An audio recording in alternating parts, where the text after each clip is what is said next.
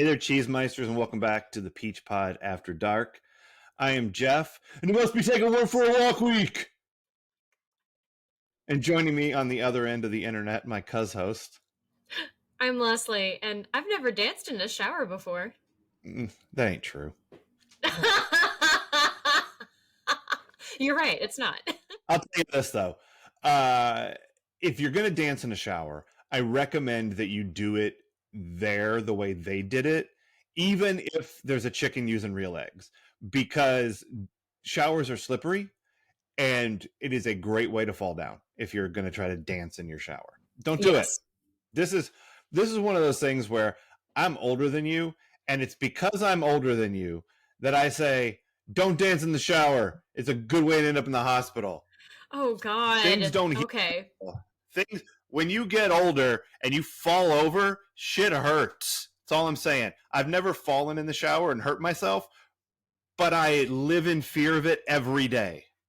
Like, I get in the shower and I am like tiny little baby steps, and I'm like, walk back and get the soap on my poof, and I'm like, walk back real slow because I don't want any part of that. That's no good. So cool it with dancing in the shower, Elizabeth Shue. That's all I got to say. Okay. Yeah, taking a stand. Eat it! Oh my God. Already. Not 1 minute in. I know. This is the earliest eat it in the history of the show. Oh, Lord. All right, Cheese Meisters. This week we are watching and talking about The Karate Kid, the 1984 Golf and Stuff promotional video with household repair work interspersed masterpiece.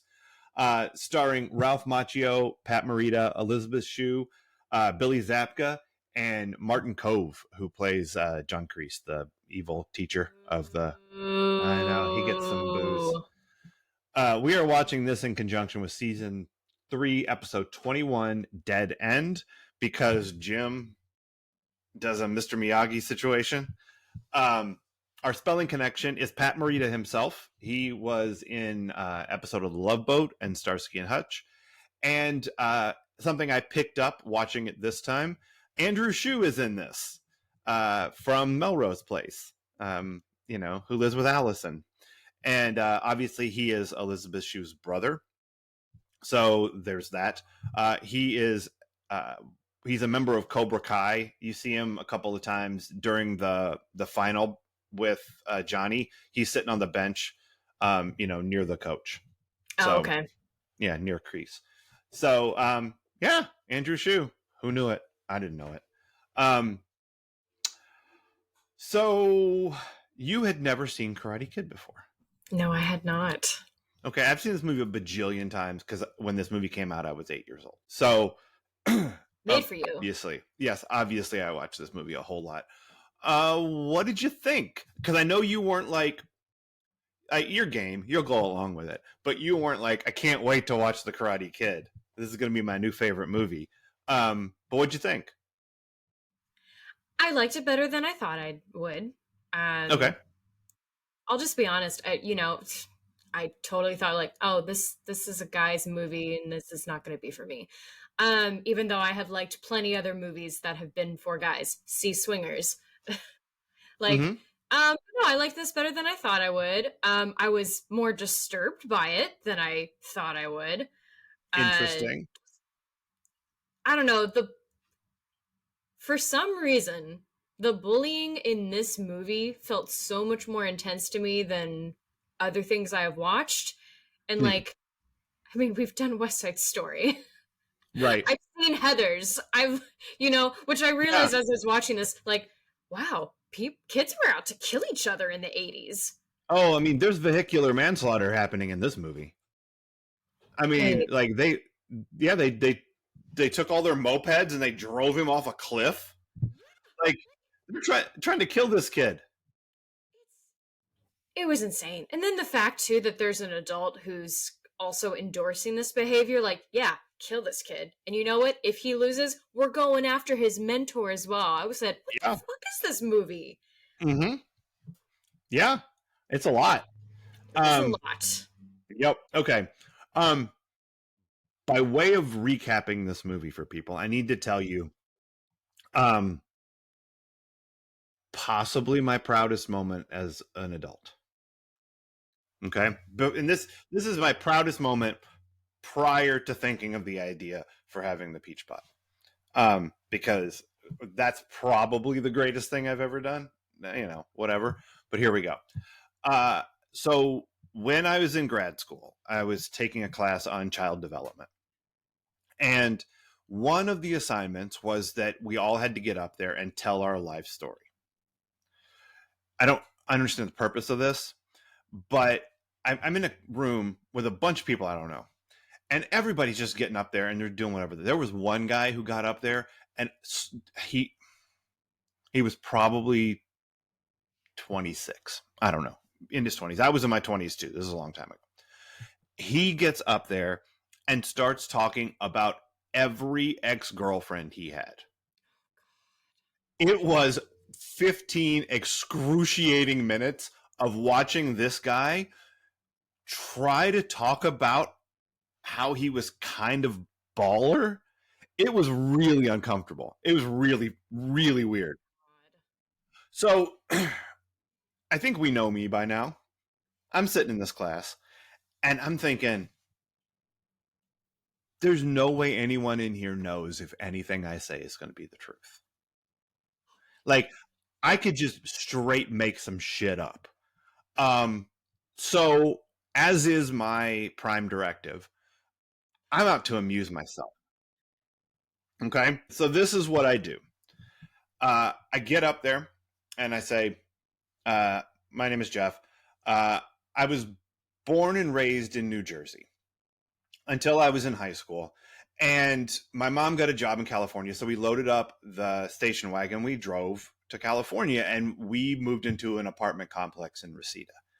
I met some friends and I got really interested in this really beautiful girl. She's beautiful. I think she's beautiful. I say she's beautiful.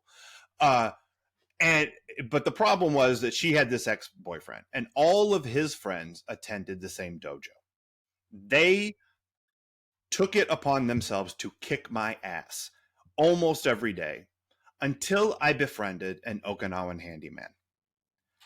He taught me karate.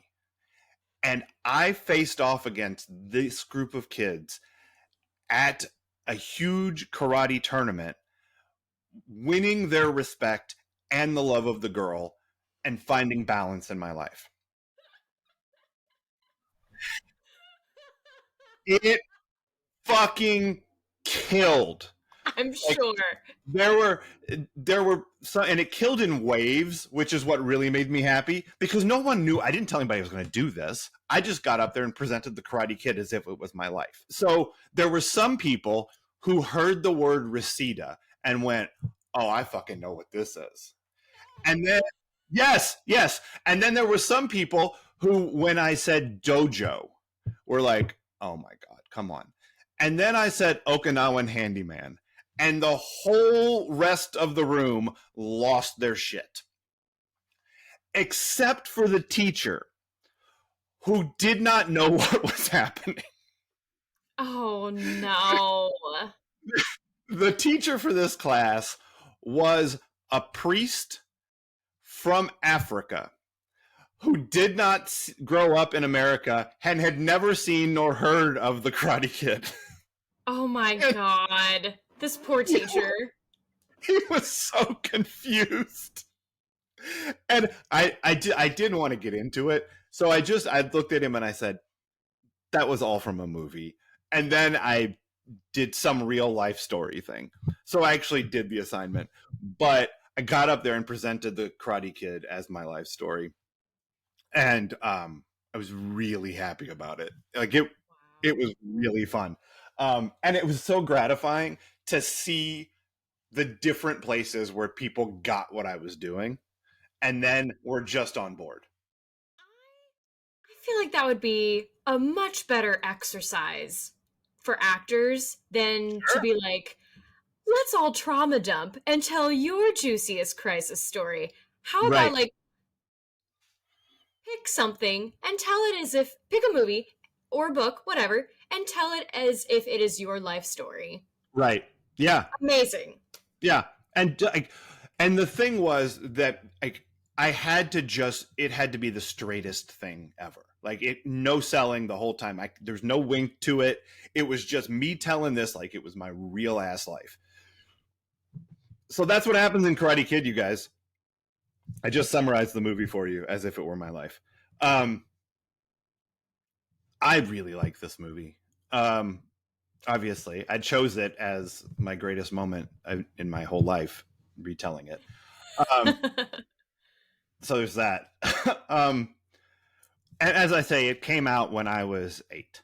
So I am prime age for a movie about karate fighting and beating up bullies and like the sports underdog thing and Yeah. like this movie might have like there are a couple of ways that this movie set unrealistic expectations for me for like my life moving forward because again I was 8, I hadn't gone to high school yet, but that party that they go to on the beach at the beginning of this movie, I'm sold.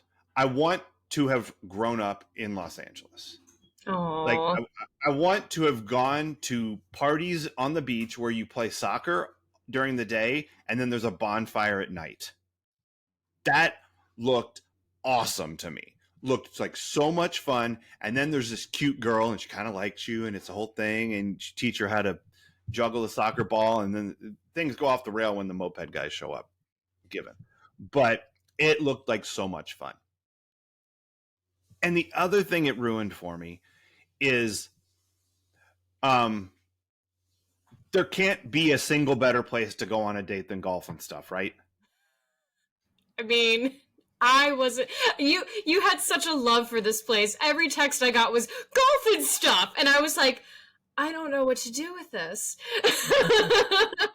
Okay, let's say you're 16 and there is a place that has all of the kids you know, and it's an arcade, and there's water slides.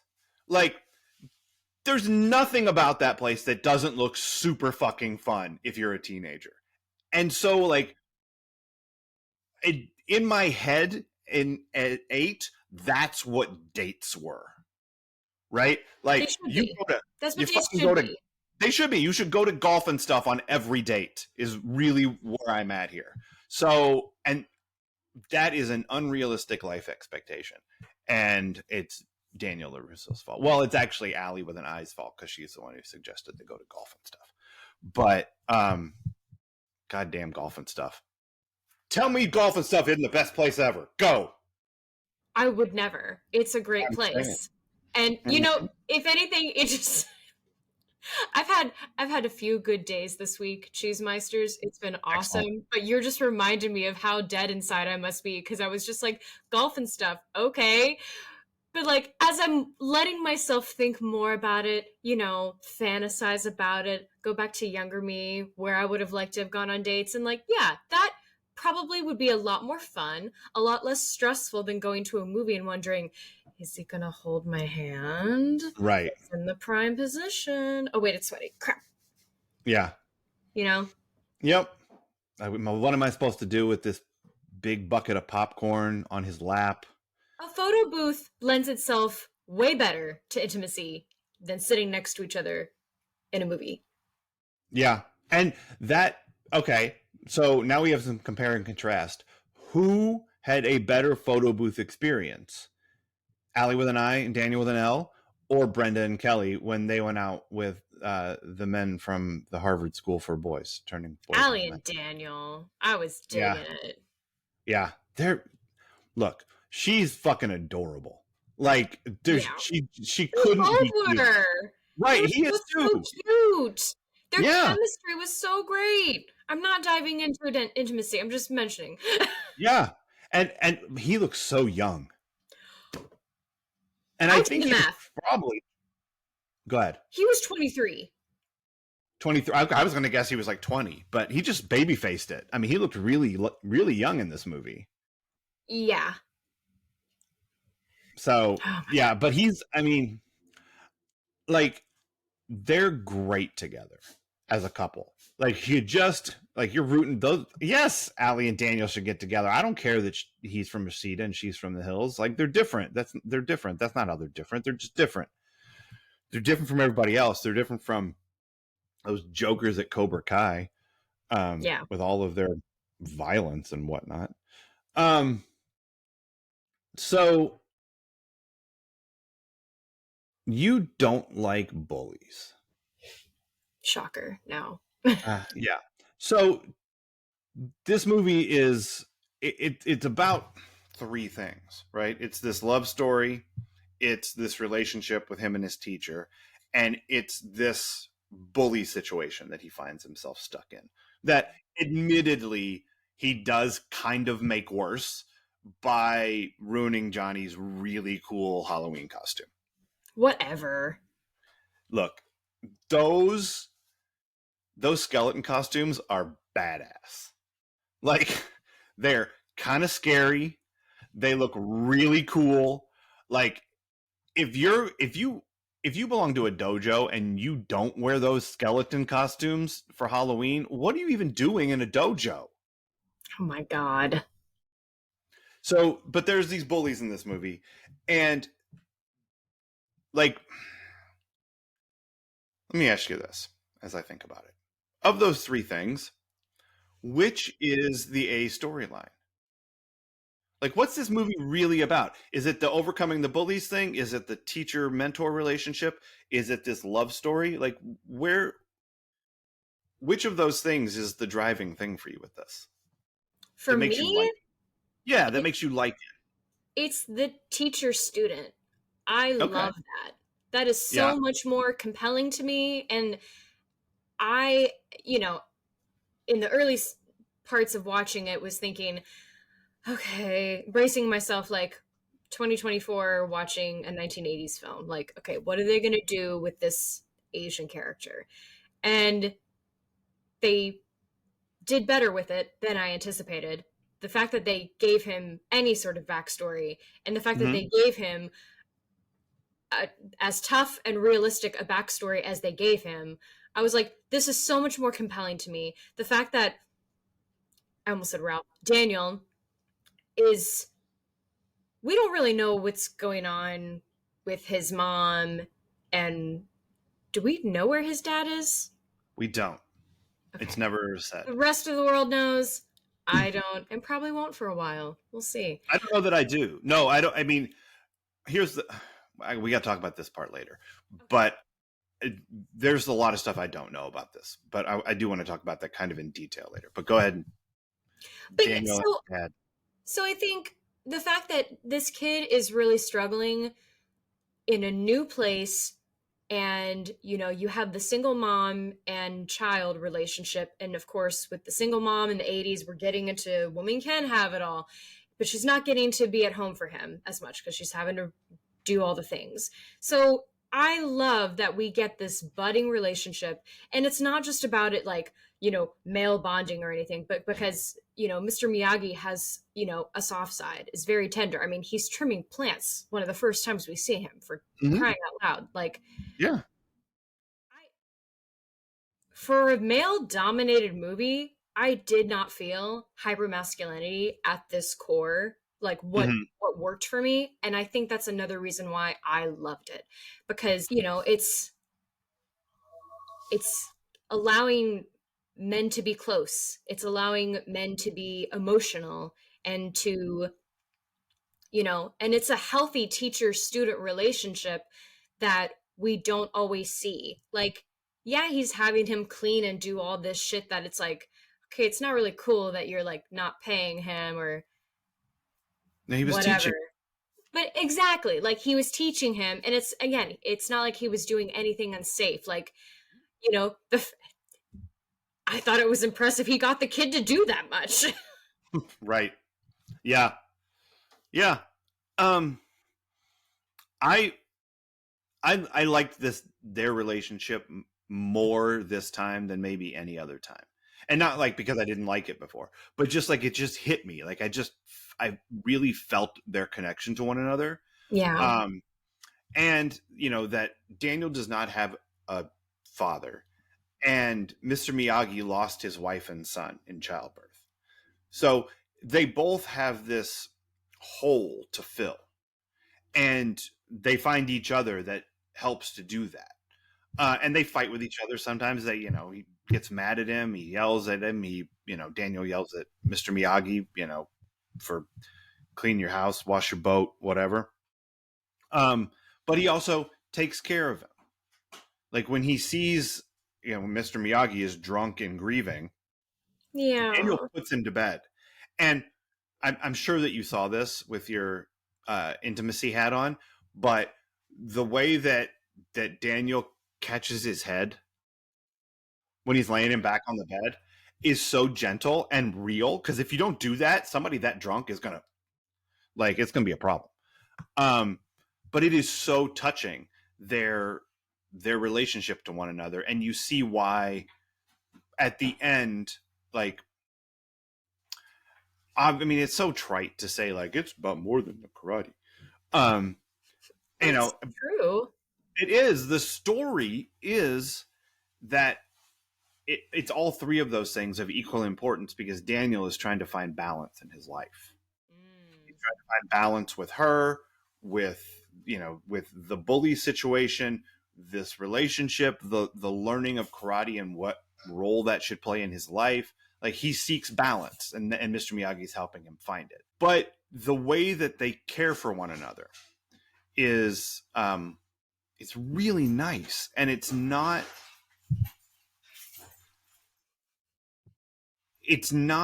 saccharine. No. It's not over the top. It's just that they are really good for each other. And when he gives him number 2 birthday present and lets him choose the car, and he says, you're my best friend. And Miyagi says, you're pretty all right too. That's about it. They're connected. They're great together. And it is such a nice relationship. And you don't focus on that when you watch this when you're 8. You focus on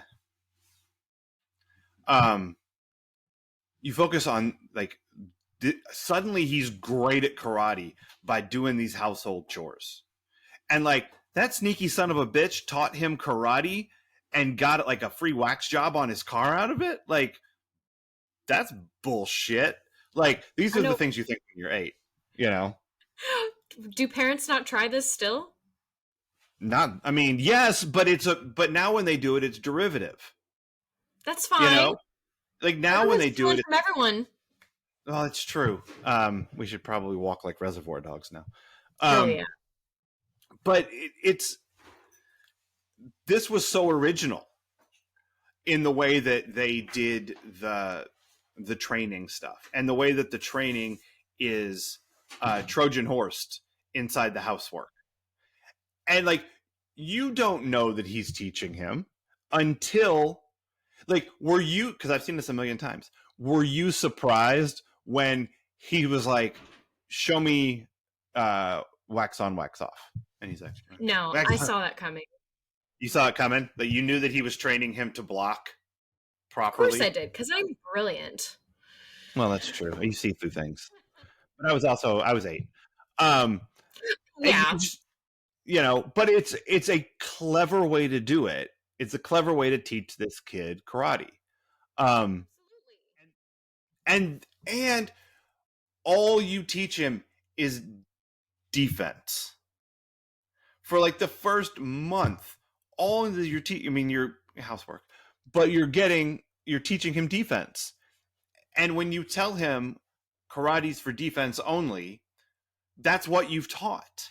It's not until way at the end when he teaches him 1 inch, your whole body in 1 inch. That's, all of your power. Concentrate, focus power.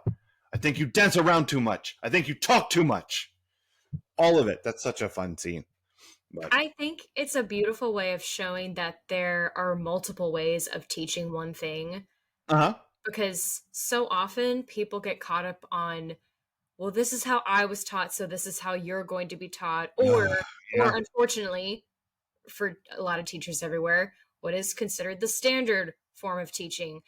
But if it's not breaking through or working out for a certain kid, you're kind of at a loss as to what else to do. Same thing with directors and actors. If one tactic isn't working, you have to find another way to say it or another way to reach them. Otherwise, it's not going, the breakthroughs aren't going to happen. Yeah. Like I don't think Daniel learns I don't think Daniel wins the All Valley Karate Tournament if he learns karate the way that Kreese teaches it. No. Which is just hey, hey, and then sparring. Sir, You know, sir. Yeah. and doing 60 push-ups on your knuckles because you lost focus. Yeah, he would not have thrived there.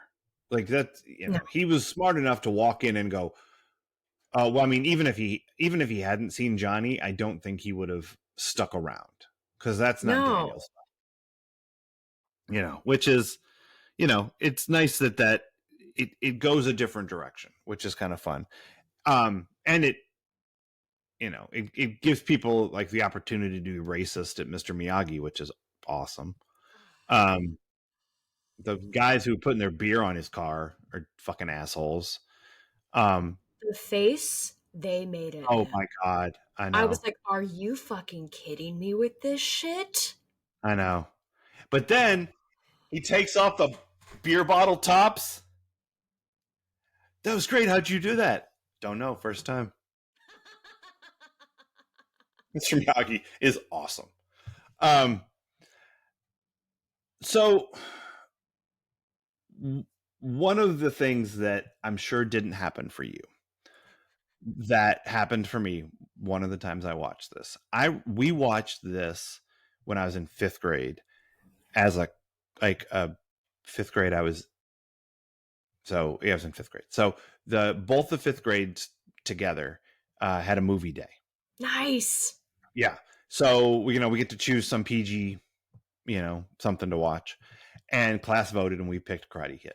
So we are watching this in the gym, sitting in metal folding chairs, on a TV VCR combo on a rickety metal cart. The TV is, I'm gonna say 19 inches. Yeah. It is not big, but we're all there. And I don't know, there was probably someone in the class who had not seen this movie before, but most everybody had seen this movie a million times because this is like 3 years later. It's like 1987. The entire class, when he hits him with the crane kick, leaps into the air cheering. Like, yep. Yeah! Like, we've seen this movie. It worked. So I'm assuming you did not jump up and cheer last night when you watched this, or the other night. Oh no, I absolutely cheered. Did you? When he crane kicked you in the face? Absolutely. Are you kidding?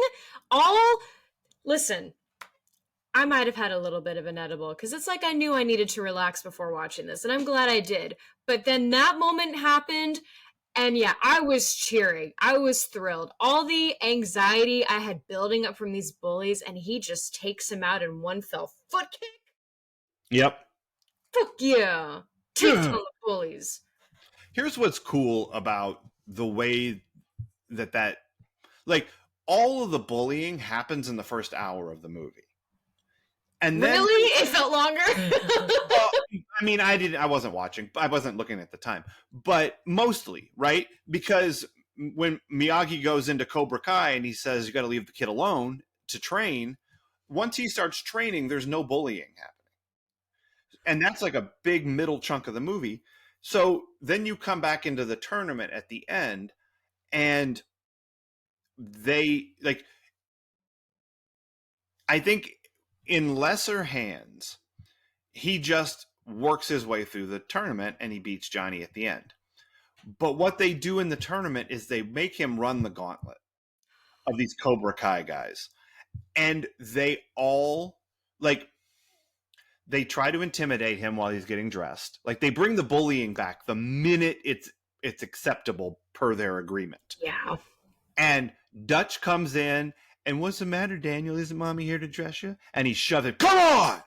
And like they're going to get in a fight backstage, you know, before they go out.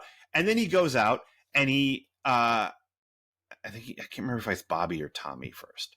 But that kid's going to kill him. I'm going to, you know, you're dead. And so he's like, oh shit. And he's got to fight all these guys, and they all hate his guts, and they're ready to hurt him. And he beats him, and then he fights Dutch, who, by the way, Dutch, that's Steve McQueen's kid. Did you know that? No, I did not. Yeah, Chad McQueen. Yeah. I don't think I learned that until like 2008. So don't feel bad. But Dutch looks like he's going to hurt everybody. Like that guy, I would not want to get in a fight with that guy. No. And Daniel has to fight him. Excuse me. No, it's okay. And then he fights Tommy or Bobby, whichever the other one is. And the coach tells him to take out his leg. Oh my God. And he does it. He kicks him in the knee, which is, I mean, that's got to hurt. And almost takes him out of the whole thing. Yeah. So the bullying comes back. And not only does he have to run the gauntlet, not only does he have to defeat all of these guys who want to kill him, then he has to come back from injury. Oh, I know. And so they have stacked all of this stuff on top of it. And the only reason he gets to go back out there is because he's doing it for the right reasons. He needs to finish this journey so that he has balance. He'll never have it if he isn't able to compete. Yeah. And it's not about winning, it's about the competition for him. He has to show that he can stand up and fight through all of this adversity. And then Johnny sweeps the leg. Johnny takes his knee and elbows the back of it. Like he's going after the injury in illegal ways. Yeah. And then the crane kick, which is dumb, but it's visually really cool. Yes. And he kicks him in the fucking face, which is probably against the rules, but he wins anyway. Yep. The people enforcing the rules at the All Valley tournament, spotty at best. Yes. Not a hot take. So I love how they stacked the odds and then they restacked them. Yeah. And so it makes that victory feel really, really satisfying. You know? Until, I mean, it's satisfying. Don't get me wrong. Uh-huh.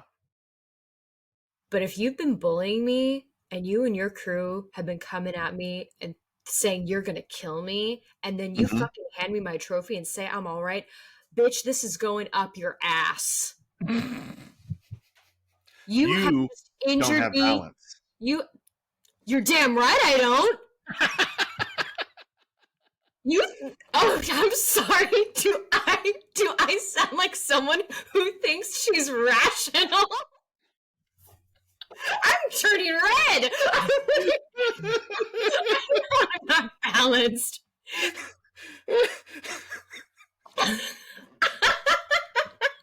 I have trauma, motherfuckers!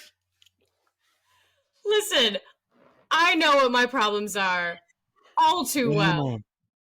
Again, as I've said, I am staring at the brick wall I have made for myself. But I'm looking at it like, you have the answers, right? I put you here. You must have the answers. Nope. Wow. Yeah. You should listen to the song "World Leader Pretend" by REM. Ooh. Just and read the lyrics, because your brick wall analogy is spoken to. Oh, yeah. I fucking love that you're ready to just stab. You are ready to do some anal insertion with the tip of that trophy, and that's fun for me. I just Not literally. I don't know. I know. Don't do that to me. Is No. not what I'm saying. I just it, and Walter he can say it nicer than I can, because he was like, really, things are just now fine, there's no real resolution, even though I was happy how like it just ended on Mr. Miyagi's face. That's beautiful. And there isn't anything, I know, there isn't anything else to do. That's all we needed, was to see him win. But like, motherfucker, you're damn right I'm all right, and it ain't because of you. Right. But that's You may not be all right. Johnny handing him the trophy is kind of the ultimate victory for Daniel. It's like he's overcome all of it. Here's you have obviously not seen Karate Kid Part 2. No. But Karate Kid Part 2 picks up like in the showers after the end of the tournament, after Daniel wins. And it's all this stuff that was shot to be the end of this movie. And they decided not to use it for the end of this movie because the movie needs to end on Mr. Miyagi just nodding and everybody cheering, because that's the way this ends. Yeah. So I recommend watching the first 10 minutes of Karate Kid Part 2 just to see what that stuff is. It will not make you like Kreese anymore. But here's what it does. Here's what having the sequels to this and Cobra Kai does to Karate Kid. I spent my life from 1984 until whenever Cobra Kai came out, considering myself to be a above average, in my passion for it, Karate Kid fan. Like, this is a movie I've seen a bajillion times.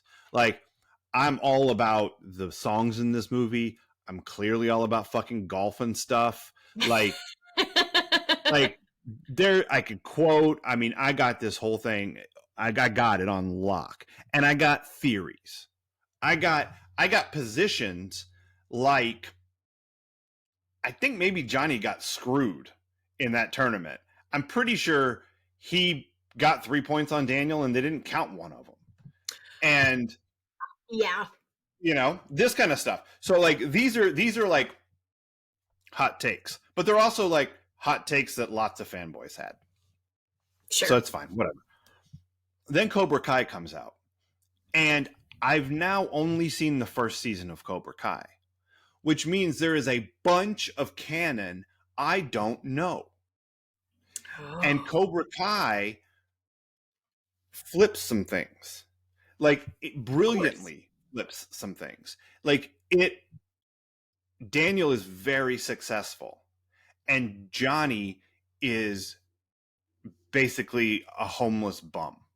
Like, not homeless, but he's really down. And yeah, and he's got like he's got a kid that he doesn't have a good relationship with. Like, the result of him being taught like this has led him to be this person, and he's kind of broken. Mm-hmm. And he reopens Cobra Kai to help kids who are getting bullied. Okay. And Daniel's kid is kind of one of the people, like there's a different dynamic at play between them as adults and the way their kids interact with each other, and it flips it.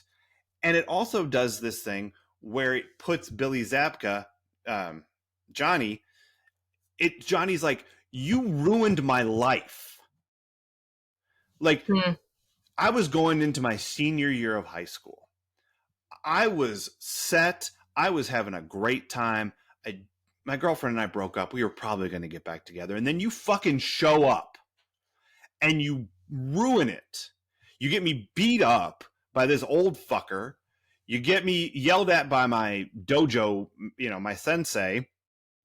And then you take the thing I care most about in the world, the All Valley Championship. I was back-to-back champ. This was my swan song. I was on top of the world, and you show up and you fuck me and you cheated. I got 3 points on you. They didn't even count one of them. And then you kick me in the face. That's against the rules. Like, Mm. he feels aggrieved, and he's got a point. And so, what it does to me as a fan, and what it does to the story, and I need you to tell me if you think this is a good thing or a bad thing. It takes this from being the story of an underdog overcoming all of these challenges, fish out of water, all that kind of stuff. Good versus evil, because these bullies are fucking assholes. And it turns it into a story that's much more complicated than that. Because as Mr. Miyagi says, there are no bad students, only bad teachers. This Yeah. is a kid who was conditioned to do this stuff. And the consequences of it on his life have been really bad. And it makes the story so much richer and more complicated. But is that better than you're all right, LaRusso? And I mean, I love a more fleshed out story. I like that they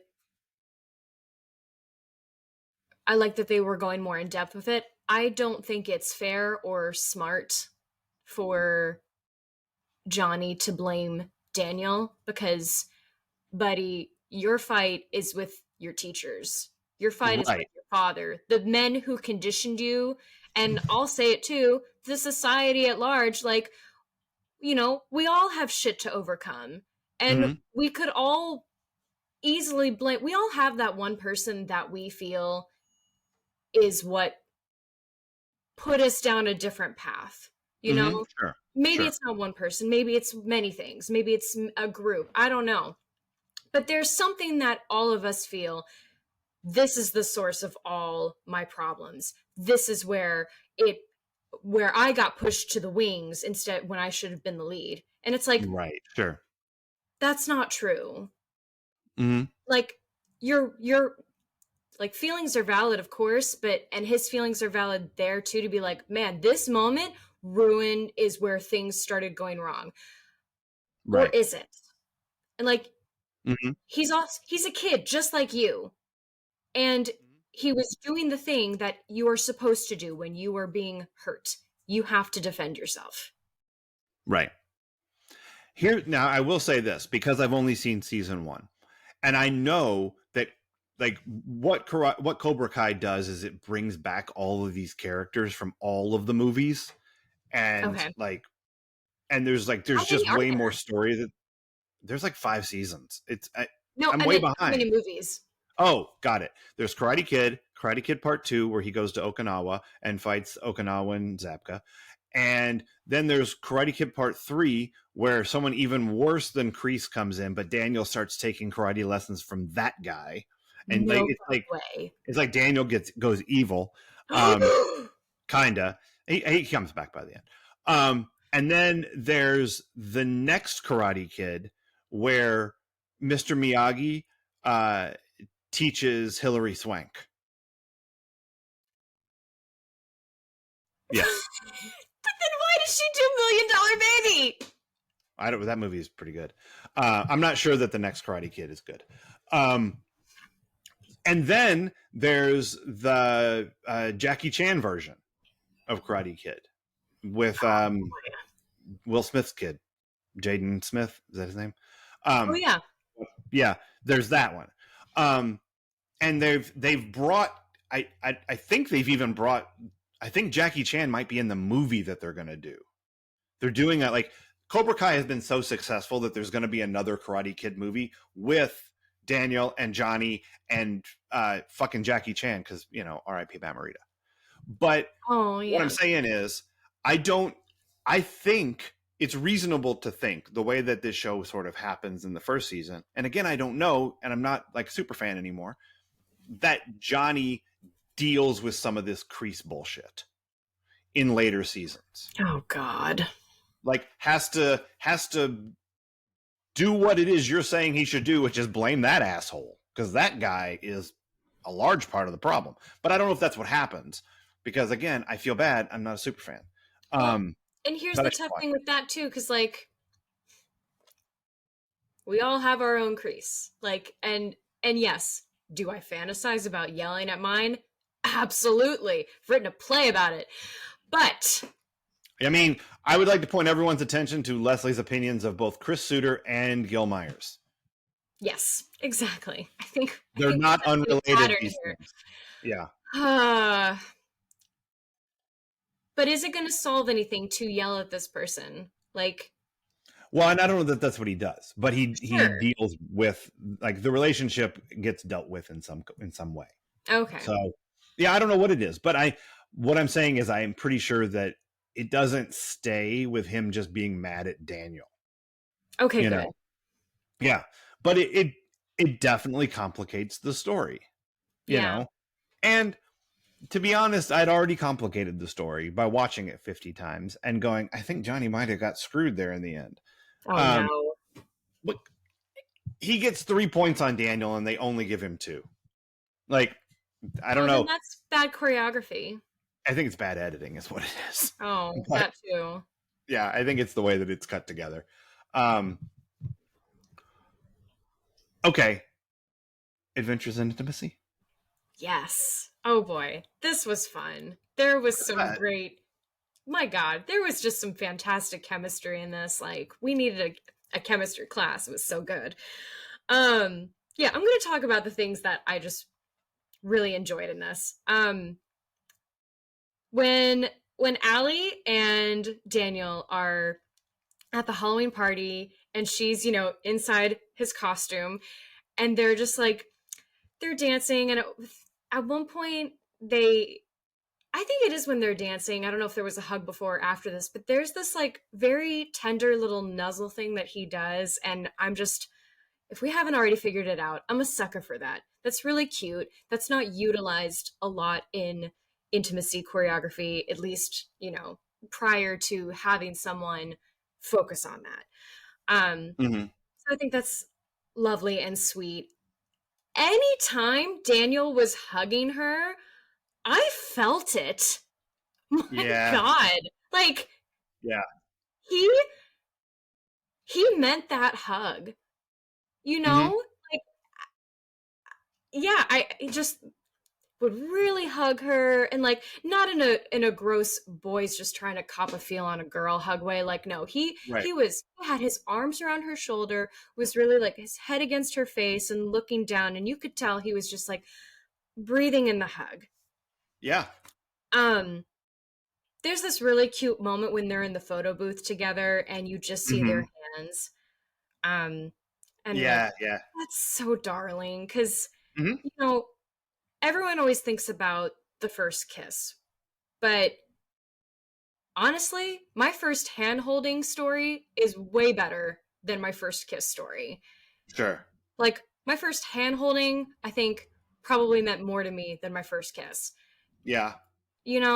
And again, it's just building up the levels of intimacy with the person and like where does that begin? Is it a hug? Is it a handhold? Is it the gaze? And Right. like they have some pretty strong eye contact too. Uh-huh. um all of those things were so much better than their kiss. Mm-hmm. Yeah, their kisses, they don't kiss until the end. I mean, like when he's apologizing. Like, I don't think Oh they yeah. kiss in that early date. It's like later when he has to come back to golf and stuff and apologize for being an asshole. That's when they finally kiss. I'm trying to figure out what isn't working for me with this kiss because I obviously think go ahead. he's a little swallowing her face. He's kissing like that's how he thinks adults or movie stars kiss. Like Yeah. he's very much swallowing her face, but they're both doing the thing. They're both carrying out the formula of a movie kiss. It just Right. looks weird because they're portraying kids. Like Yeah. I'm not saying that's how kids wouldn't kiss because kids everyone kisses in a variety of ways. We Yeah. might kiss how we think we're supposed to, or we Hmm. might just kiss like in a weirder way. I don't know. Everyone is I different. do it like this. I go. That's how I That's kiss. you is gonna get gross. That's not gross. That's passionate. Yeah, so the kiss doesn't look like it fits them. Uh, Yeah. and there's kind of this weird beat before it too, like kind of like between the actors, like, okay, we said our lines. All right, now we're going. Now is the kissing. Yeah. Yeah, and there's a funny story that I think Finn Wolfhard told about kissing Millie Bobby Brown on Stranger Things and how he like gave her a warning before he went in. He was like, I Yeah. learned how to speak without moving my lips. So he tells her like I'm coming in or something. Funny. And I thought, you don't see that between them, but you see it in the eyes a little bit. So, I'm glad we had all these other cool intimate moments to like really feel and cheer on this couple that probably is not a couple in any other of the movies. Right. No idea, but I'm guessing. But yeah, the kiss just didn't fit them. It was fine, but it could have been better. And they were both adults, so experience aside, like I imagine it just didn't feel natural for them. And I Sure. don't think it's because of like youth or inexperience. Yeah, I totally agree. I think their kiss is real weird. But I think that all of their other interactions are so true. Yeah. Like they're just like even like when he first meets her and he's like standing over her looking down at her and she's looking up at him and it goes on a little bit too long Mm-hmm. where he's like you should probably go back to the soccer game now. Like go on. Um and then the soccer ball, like he's teaching her how to juggle. And then the thing that I thought was really cool is she sees Johnny and the Cobra Kai's pull up on their bikes and she punts the soccer ball away so Daniel's not there when Johnny comes down. Oh, I missed that. Yeah, she's like, "Oh," and she kicks it. And I don't know that I'd noticed before. Like I noticed it specifically in this viewing that she saw them on the hill and then Mm. kicked the ball. But then it's like you're right at the dance when they're in the shower, and then when after he apologizes to her right before the kiss, that's an awesome hug. Yeah. Like the part where her back is to him and he's kind of leaning over and trying to apologize and she's kind of laughing because she's forgiven him and she's like, oh, he's such a fucking ass, like he's such a clown. I'm so into this boy. And like all of that physicality is so good. And then she turns around and the way they hug and her head goes into his chest a little bit and it's great. And photo booth, it's all so real.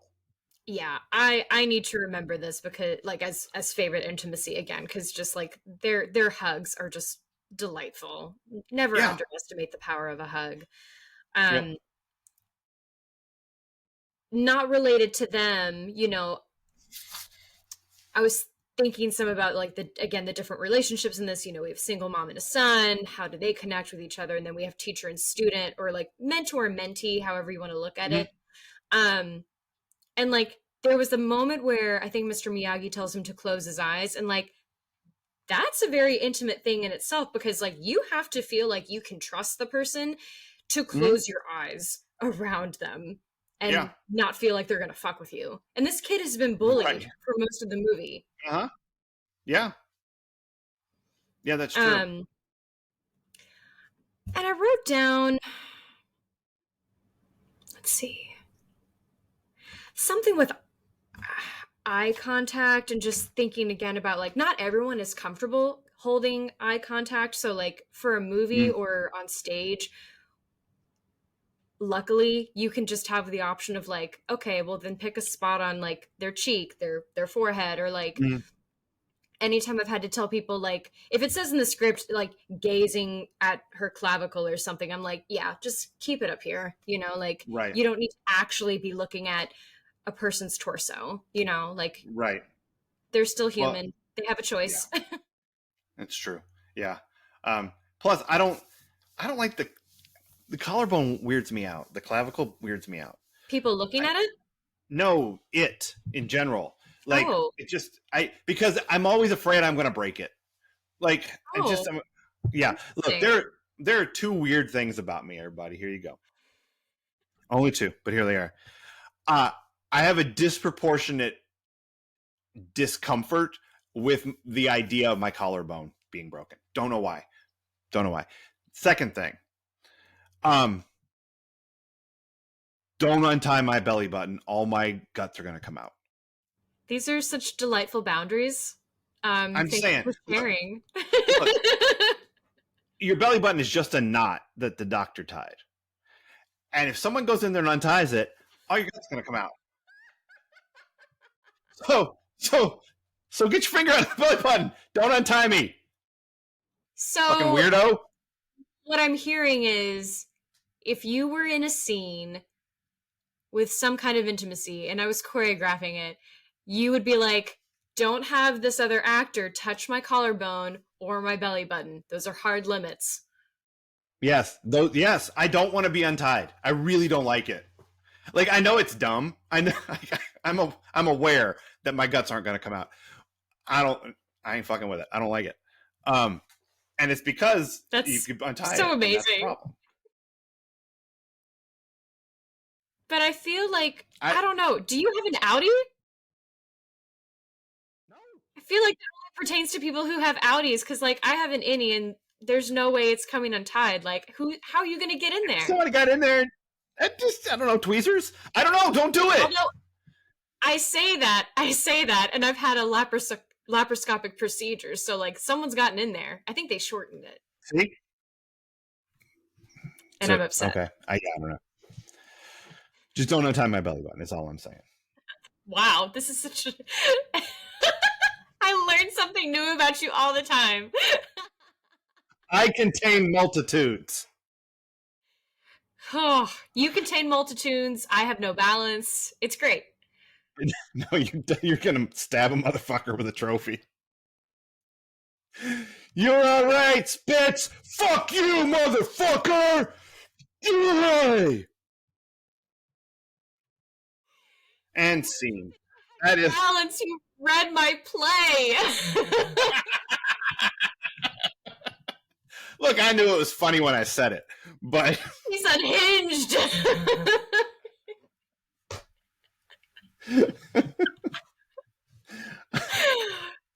That's so great. Yep. Okay. any other intimacy? No, this was great. All right. Um.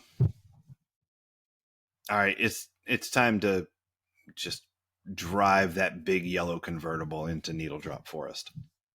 This soundtrack is awesome. Like the music drops in this movie are pristine. Like the Bananarama Cruel Summer at the beginning when they're playing soccer at school, that is great. Like this movie locks in. Like this movie has songs that for me are directly connected to this movie and this movie alone. And Yeah. Bananarama, like Cruel Summer, was a real hit that wasn't just in this movie. And every time I hear it, I think of Hi Allie, like that whole scene on the practice pitch. And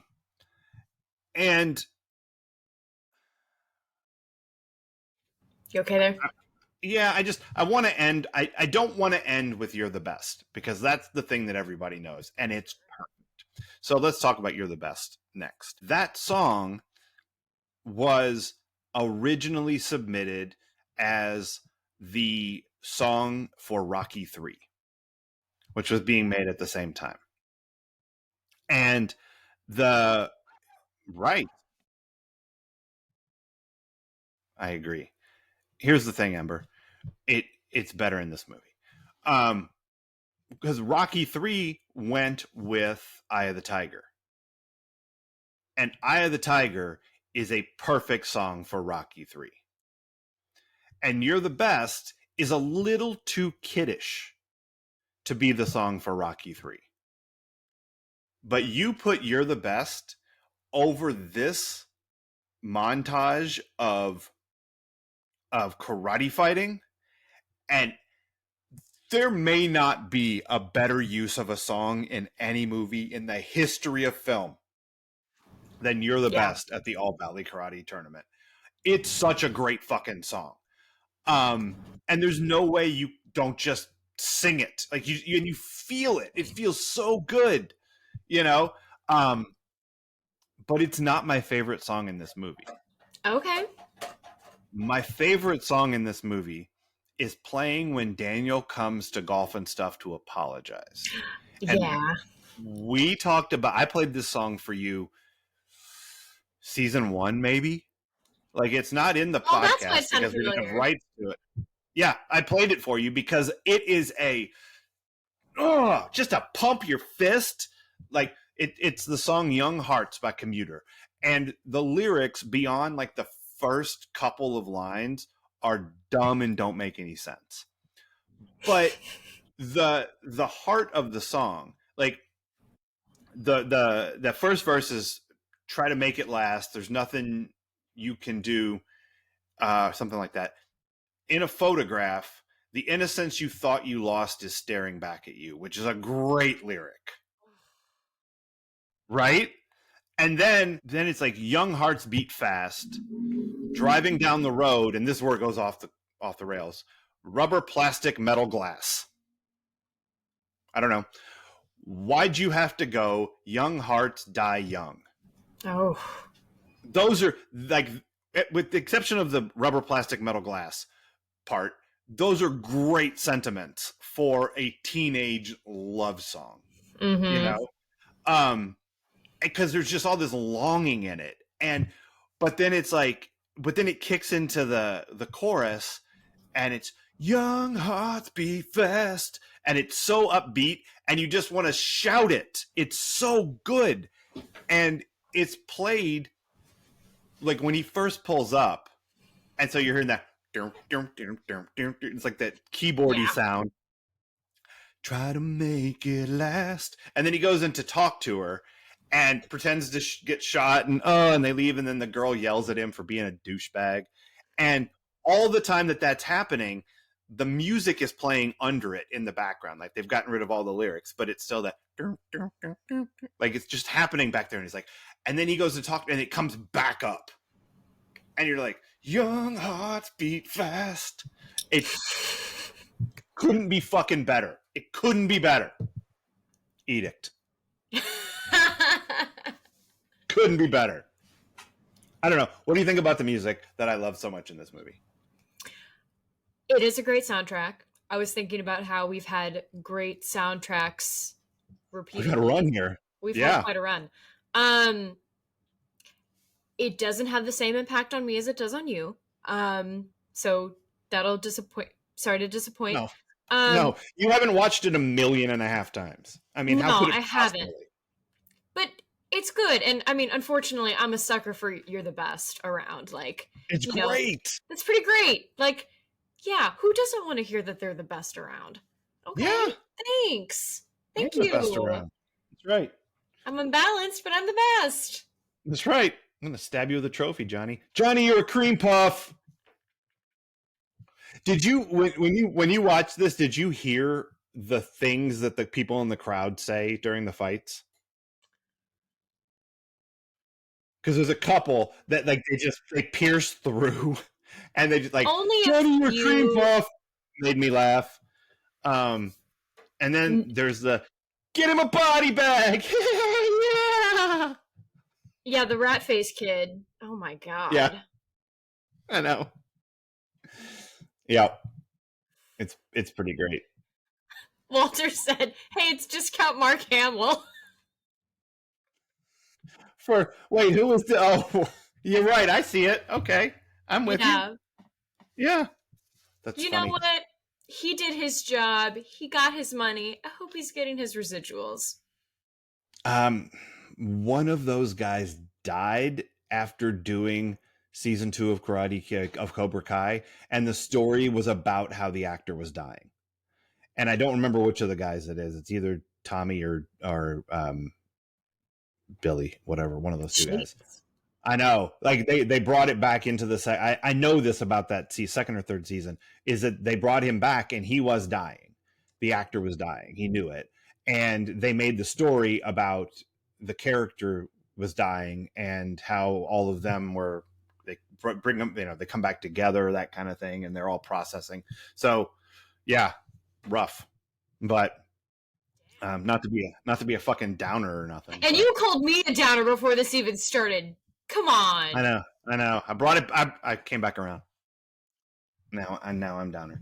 All right. What else time? Well, what else you got?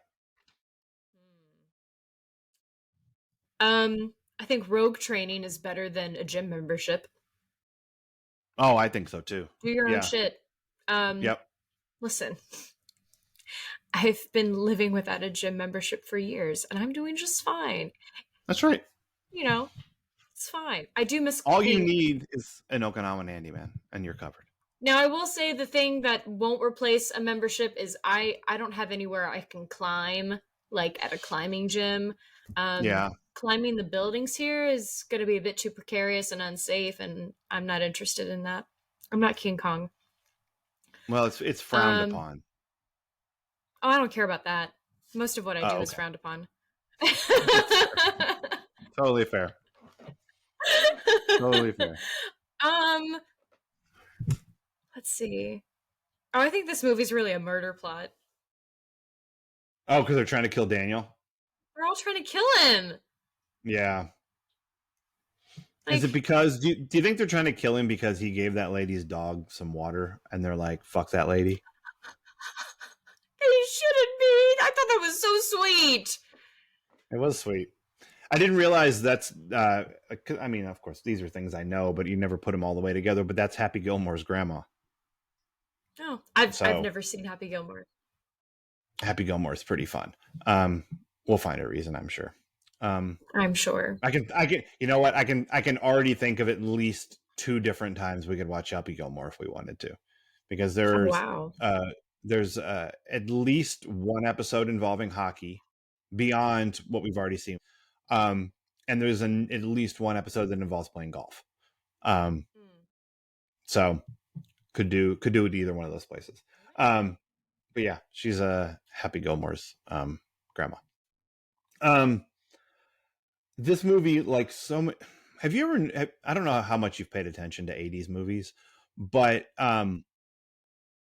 people who wrote 80s movies have really weird ideas about what insults are. Yes. Like what kids call each other. Like in E.T., the one kid calls the other kid penis breath. That's not a thing any kid has ever said to anybody else. Does Barry Manilow know you raid his wardrobe? That's funny though. I like that one. Yeah. But like also in E.T., the 2 kids go back at each other. One calls the other kid Sinus Supremus, and the other calls him Zero Charisma. Kids don't do that. That's not how kids talk. I don't know why grown-ups think kids talk that way. In this movie, Allie's friend says to Allie's other friend about Daniel, or one says, I don't know what she sees in him, and then she says she must be into fungus. Yeah. That's really weird. That's really weird. And it must be take a worm for a walk week. What the actual fuck is that? Nobody talks like that. I thought the same thing. But then this made me think of Heathers, and I thought, are we just trying to create slang for teens? Like, are the writers pulling from what they actually know, or are they just creating shit? I feel like they're trying to make fetch happen everywhere. It's bad. Oh, how very. Yeah, I don't like it. What's your damage? That one caught on. That's great. Yeah. Johnny, you're a cream puff. Like it's surprisingly accurate. Like that's a really good insult for someone who's getting beat up in a fight, calling him a cream puff. But it's not a no. I mean, we said it to each other after Karate Kid came out, but these are weird insults. It never ceases to amuse me how odd those are in these kind of things. Is this anyone's defining role? He says, knowing the answer is like, yes. Yeah, I mean, we know these actors have done other stuff, but at the end of the day, this is what's paying them the most. This is what they keep coming back to because stories keep being made. And yeah, I think it's everyone's defining role. I mean, this is definitely Ralph Macchio's defining role. Even though he was in The Outsiders, which you forgot, and even though he's in My Cousin Vinny, which is My Cousin Vinny's a top fiver. You've seen that, right? You've seen My Cousin Yes, Vinny? but let's find a reason to watch it. We need to, because that is a movie that is the prototypical not prototypical. That is the platonic ideal of a TBS Saturday afternoon movie. If you are flipping through TBS on a Saturday afternoon and My Cousin Vinny is on, that's it. I'm in. Yep. I'm there for the rest of the time, and I'm gonna love it. I mean, if I turn it on when she says, "Famous for your mud, how's your Chinese food?" I'm in the rest of the movie, the whole thing. So he's in that, and that's pretty great. But he's fucking Daniel's son. He's Karate Kid. Billy Zabka. Is this our third Zabka? Yeah. What was the second one? We did Back to School. What's the other just one? One of the guys. Just one of the guys. I keep forgetting that one. So this is our third Zabka, but he's Johnny Lawrence. Come on, and Pat Morita is Al on Happy? No, not Al. He's Arnold on Happy Days. It's called Arnold. Al came in afterwards. He's on Happy Days. He owns. Yeah, he owns the Arnold's where they hang out. That's his place. That's why he shows up on the Boy Meets World episode when they go back to the 50s. Yes. Okay. Yep, because he's Arnold. Yeah. But he's Mr. Miyagi. Come the fuck on. Kreese is Kreese. That he's nothing but that guy. Yeah. He's nasty, evil, awful. Elizabeth Shue, this is not her defining role. Oh. I don't think. I mean, was she nominated for Leaving Las Vegas? Did she win? She's really good in that. I mean, this might be her defining role, but she did so many other things. But when I think of Elizabeth Shue, this is what I think of. Yeah. It's not CSI. So yeah, it might be hers. Oh. That's right. I think that's where I land. This might be her defining role. So it's like the top 5 characters. Yeah. Like, holy shit, that's like everybody in the movie. This is their defining role. This movie's good. What is this the EST of for you? I think this is the smartest way to deal with a bully movie. Oh, take a 3-month break and then beat them all up in a row. Yeah, in front of everyone. That's a good way to do it. Yeah. Get everybody cheering for you while you do it. Get a trophy for it. That crap. By the way, up his butt. Shove it up, just right up his Zabka hole. Yep. By the way, that crowd 100% on Daniel's side in that championship fight. As they should be. They should have been. But that's also great because, why would anyone in that crowd care about him? Except for they watched him get intentionally injured and hobble back out, like Willis Reed in the NBA champion. It's he's an underdog story to the people in the crowd who don't know him, except for you probably didn't notice it because it's in the background, and why would you pay attention? But I've seen it a lot. During the final with Johnny, her two friends who don't like Daniel are sitting there cheering for him, and right behind them is Freddie. Freddie from the apartment complex that takes him to the beach party at the beginning. You pick some really cool people to be friends with, Freddie. Like I just figure Freddie was like, this guy, I don't even with him. But they're still buddies. Like Wow. by December of that school year, Freddie is like, I'll come watch. He had nothing else to do. I got nothing to do on December 19th, 1984. I'll go. I don't care. Yeah. So I just find that funny because they aren't the girls aren't there at the beginning.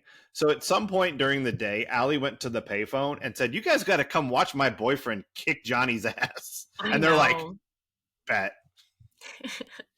How very. Yeah, we'll be there in a minute. We must be into fungus too. Sounds like big fun. Yeah, exactly. Okay, for me, it's the best around. Nothing's gonna ever keep it down. It's the best around. Nothing. It's a great song. That's right. All right. I think once again we have proven my theory that everything comes back to Aaron Spelling. Even the Karate Kid. Even this year Karate Kid. That's right. So you liked it. It was good. It was better than you thought it was going to be. And now that we've talked about it for an hour and 17 minutes, you're like, this movie's fucking awesome. It's pretty good. I probably will not go watch the rest of them, but I don't think you need unless we find ourselves in another pandemic. Yeah. Although I do recommend do seriously go watch like the first 10 minutes of Karate Kid Part 2. Because it was supposed to be yeah, but you'll like what happens. Okay. Yeah. So the trophy gets shoved in this. Not exactly. People are going to think I have a weird kink. People already know. They just don't know what it is. It's true. All right. So join us here next week, Cheesemeisters. On Wednesday, we are going to be watching and talking about season 3, episode 22. The child is father to the man. And we are going to, for reasons that Leslie doesn't know yet, why we're doing this. We're going to watch Psycho. And which is a departure because it's not a horror movie, but it's a scarier movie, and that's not your thing. But I'm trying very hard not to spoil any parts of Psycho. I'll tell you during the episode next week how I totally spoiled Psycho for somebody one time, and I felt really bad about it because I didn't know I was doing it.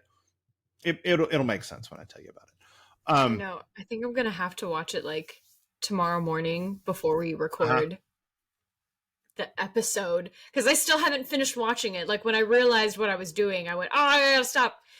Yeah. So behind the curtains, Cheesemeisters, usually we'll watch the 90210 episode and then we'll decide what we're going to do. But like I was thinking about something that happens in Child is the Father of the Man, and it's this thing that happens in that episode that I connected with something in Psycho. And if Leslie sees the whole episode, she might, because she fucking picked up on Monsieur Rick showing up at the video store. He saw his Walgreens, whatever, same thing. She like knows on Kelly's eating problems. Like she picks up on shit. This is what we know. So I was worried that she was going to pick up on the thing that I'm talking about. And then that would spoil Psycho for her.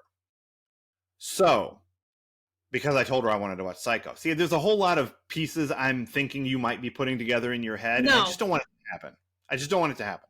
So I have asked Leslie to watch Psycho first. And then it's throwing me off. I know it is. No, it's totally weird. But then I think after you watch Psycho, when you see the child is father to the man, you'll go, "Oh, I see what that was." And why it would have been ruinous had I screwed it up for you. So anyway, So, quick question, because yes. I'm thinking like it's 9 p.m. I don't have to work tomorrow. Can Mhm. I watch this before bed and not have my sleep ruined, or is it that scary? It's not that scary. Um, like like the famous scene, right? She gets stabbed in a shower. Yeah. Okay. That's like the most violent thing that happens in the entire movie. And the way Hitchcock shoots it is so cool. Like it's just so much cuts and um so no, I don't think it's that scary. Okay. Like it's way more a thriller than a horror movie. I may still just wait until tomorrow morning. Has Walter seen it? I think he has. I Okay. can't remember. Um yeah. So anyway, I'm kind of excited because Psycho is a really, really good movie, says Mr. Obvious. So staking out bold ground here. Psycho is good. So anyway, that's what we're doing next week, Cheese Meisters. Until then, cheers. Cheers.